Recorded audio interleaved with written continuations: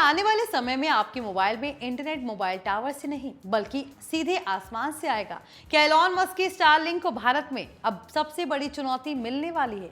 और क्या मुकेश अंबानी की जियो अब टेलीकॉम के बाद स्पेस इंटरनेट की दुनिया में बड़ा धमाका करने की तैयारी कर रही है?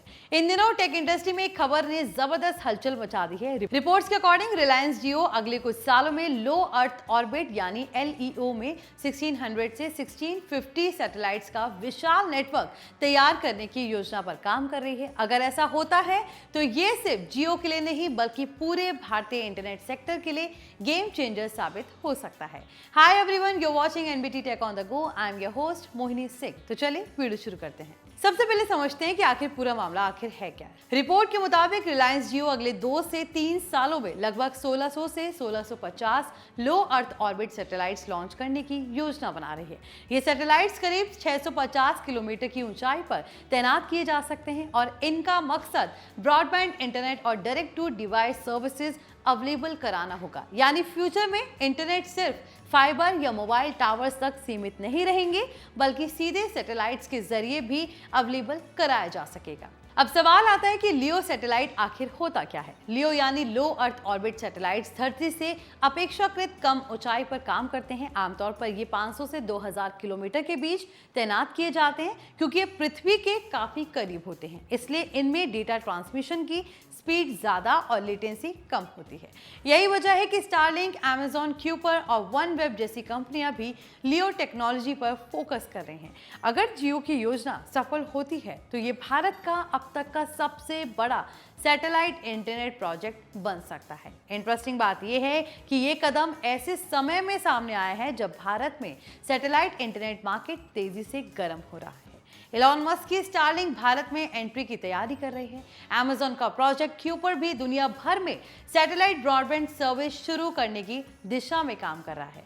वहीं भारतीय एयरटेल समर्थित OneWeb पहले से इस क्षेत्र में मजबूत दावेदार है। ऐसे में जियो का ये कदम सीधे तौर पर ग्लोबल कंपटीशन को चैलेंज देने जा रहा है। लेकिन यहाँ सबसे इंटरेस्टिंग बात यह है कि कुछ समय पहले तक जियो और स्टारलिंक के बीच कंपटीशन की चर्चा थी, जबकि 2025 में जियो और स्पेसएक्स के बीच स्टारलिंक सर्विसेज को भारत में उपलब्ध कराने को लेकर एक समझौता भी हुआ था।